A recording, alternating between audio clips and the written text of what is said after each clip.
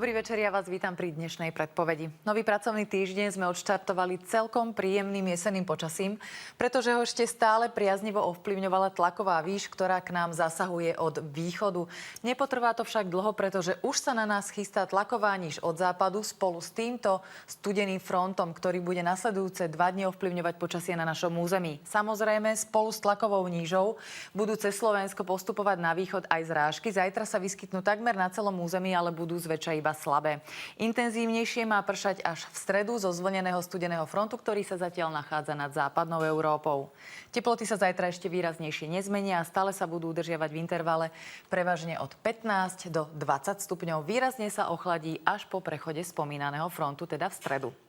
Dnes prevládalo na našom území niekde bezvetrie, sem tam fúkal slabý premenlivý vietor a výraznejšie sa to nezmení ani zajtra, iba na horách sa už popoludní rozfúka prudký juhozápadný až západný vietor. Počasie s nami hrá v posledných dňoch lotériu. Buď nám dopraje slnko a teplo, alebo nás celý deň zaťažuje hmlou a chladom. Dnes síce na mnohých miestach slnko nad hmlami zvíťazilo, pričom sa teplota stihla niekde vyšplhať až na 20 stupňov. Ale na niektorých miestach sa hmla alebo nízka oblačnosť udržala po celý deň a teplota nevystúpila vyššie ako na 14 stupňov. Hmly alebo nízka oblačnosť budú šarapatiť na cestách aj zajtra už od skorého rána. Buďte za volantom opatrní, lebo viditeľnosť bude na niektorých miestach naozaj veľmi obmedzená. Dnes v noci bude ešte chladnejšie ako počas predošlej. Teplota do rána poklesne na 9 až 4 stupne. Počasie bude spočiatku polooblačné, neskôr až oblačné a ojedinele môže aj slabo sprchnúť, ale na západe častejšie ako na ostatnom území. Zajtra cez deň už tak pekne nebude a rátajte aj so zrážkami, ale aj napriek tomu sa ešte výraznejšie neochladí. Na západe bude spočiatku oblačné až zamračené počasie so slabým občasným dažďom, ale neskôr sa vyčasí až na polojasno. Teplota vystúpi na 15 až 18 stupňov. Na strednom Slovensku bude takisto oblačno až zamračené, aj tu bude miestami slabo pršať a nevyhnete sa ani ranným hmlám. Teplota sa bude pohybovať od 13 stupňov na severe do 18 na juhu. Podobne bude aj na východe, teda obloha bude prevažne zamračená. Miestami očakávame aj slabý dážď a denná teplota vystúpi na 13 až 18 stupňov. Na celom území bude zajtra pofúkovať iba slabý vietor, prípadne bude iba bezvetrie.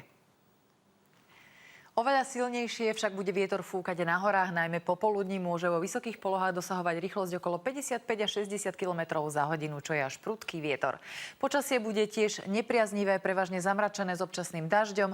Na hrebeňoch nie je vylúčené, že aj zasneží. V nadmorskej výške 1500 metrov sa ochladí na 6 stupňov.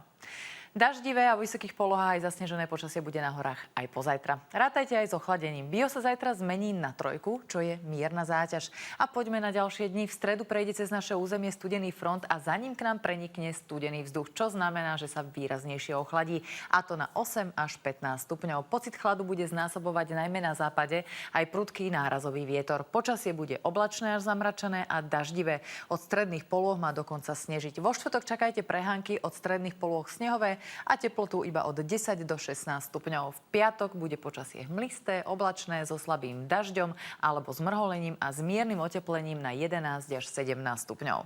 No a v sobotu bude z rána hmlisto, cez deň celkom pekne prevažne polooblačno a aj sa nám oteplí na 13 až 20 stupňov Celzia.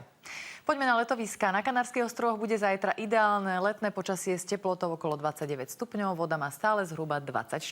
Španielsko bude mať zajtra polooblačné počasie, na severe môže aj sprchnúť, ale napriek tomu sa tam oteplí na 26 až 30 stupňov. More dosahuje teplotu 23 až 24 stupňov. V Egypte má byť aj zajtra slnečno a horúco od 30 do 33 stupňov. Červené more je príjemne teplé a má 26 až 27 stupňov.